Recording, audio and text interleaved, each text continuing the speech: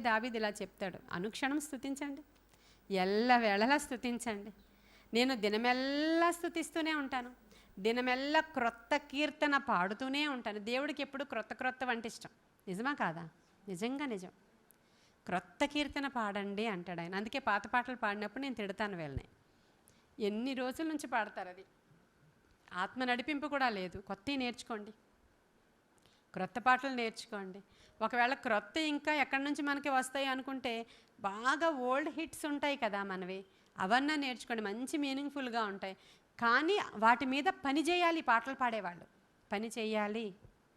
వాక్యాలు చెప్పే నేను వాక్యం మీద పని చేయాలి.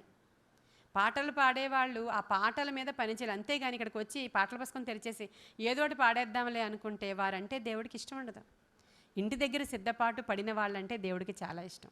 అదే కదా 10 మంది కన్యకల వృత్తాంతం. సిద్ధపాటు కలిగిన వారంటే దేవుడికి ఇష్టం.